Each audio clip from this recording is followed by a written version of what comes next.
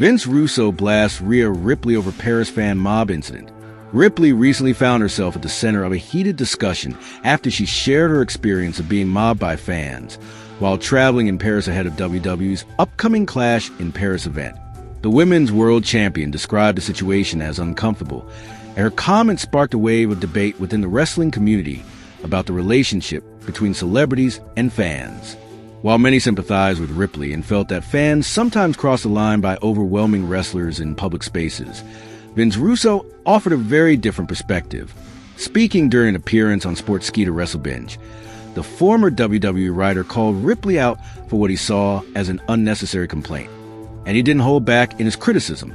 Russo began by making it clear that in his opinion, Ripley should have anticipated situations like the one she described. He argued that professional wrestling is not just about performing in the ring. It is a form of sports entertainment that comes with a level of fame, and fame naturally brings recognition from the public. According to Russo, wrestlers who step into the spotlight must also accept the responsibilities and inconveniences that come with celebrity status. He said that Ripley's frustration over being approached by fans showed a misunderstanding of the business she chose to be in. From his point of view, if she wants complete privacy and does not want fans approaching her in public, then she may have picked the wrong profession. He stressed that when someone decides to pursue fame, recognition, and interaction with fans are not optional. They are built into the job. One of Russo's central arguments was that the incident in Paris was being blown out of proportion. Ripley described feeling mobbed, but Russo dismissed that claim as exaggerated.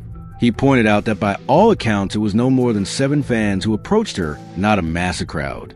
To him, the situation was nothing more than a handful of people asking for selfies, and he suggested that describing it as a swarm was misleading. He even used the word marks, a term often used within wrestling to describe devoted fans, to highlight a belief that this was a small and harmless encounter. Russo's tone implied that Ripley's description of the event added unnecessary drama to what was a relatively minor situation. To illustrate his point further, Russo reached back into pop culture history, comparing Ripley's Paris experience with the scenes from the Beatles' iconic 1964 film, A Hard Day's Night.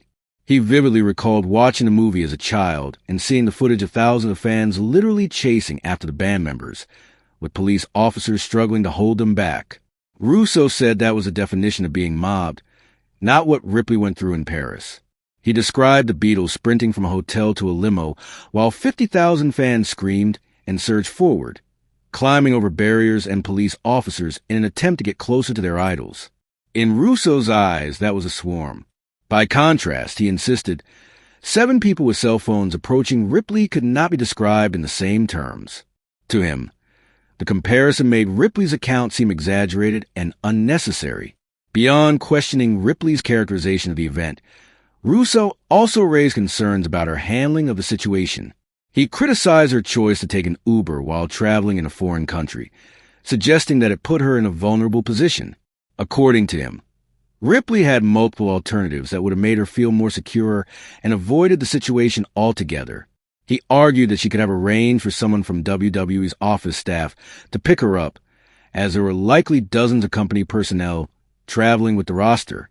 Russo noted that in the past, wrestlers often shared rides with one another and questioned why that old-school practice wasn't an option for her.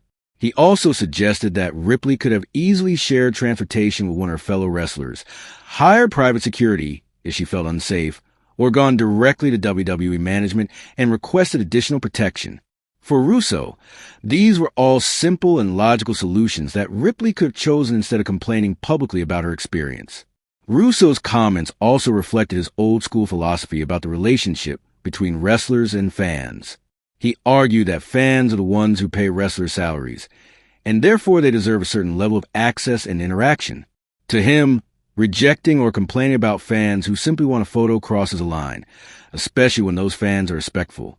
He viewed Ripley's response as a kind of promo against the very people who support her career and help make her successful. By framing it this way, Russo positioned himself as defending the fans while portraying Ripley as someone who was overreacting to the responsibilities of fame. In his broader critique, Russo questioned Ripley's overall expectations when entering the wrestling industry. He emphasized that she willingly entered the world of sports entertainment, which is built on the concept of celebrity. According to him, the business offers performers not only opportunity for financial success, but also a public platform, and those benefits come with a trade-off of less privacy and constant recognition. He rhetorically asked what kind of business Ripley thought she was getting into if she didn't expect to be approached by fans.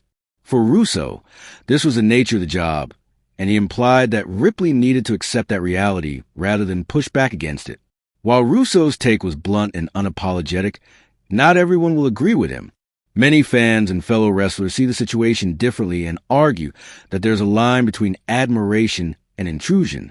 Supporters of Ripley would point out that even 7 fans can feel overwhelming if they approach someone aggressively in a public place, particularly in a foreign country where language and safety may already be concerns.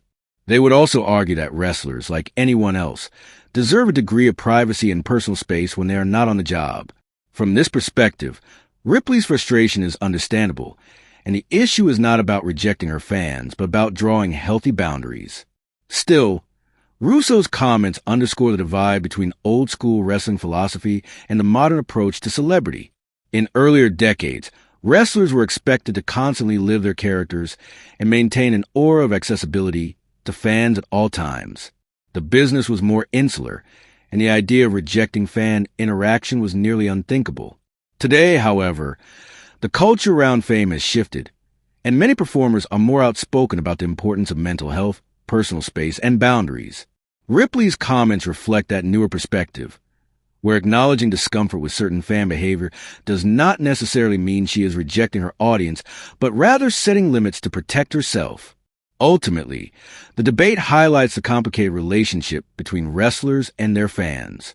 On one hand, fans are indeed a vital part of the business, and their support is what drives the success of WWE superstars.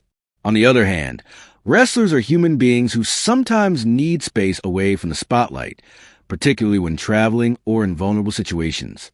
The challenge lies in finding a balance between showing appreciation for fans, where acknowledging discomfort with certain fan behavior does not necessarily mean she is rejecting her audience, but rather setting limits to protect herself. Ultimately, the debate highlights the complicated relationship between wrestlers and their fans. On one hand, fans are indeed a vital part of the business, and their support is what drives the success of WWE superstars. On the other hand, wrestlers are human beings who sometimes need space away from the spotlight, particularly when traveling or in vulnerable situations. The challenge lies in finding a balance between showing appreciation for fans. If you love your father, then subscribe the channel, and those who love me show your love by liking and subscribing.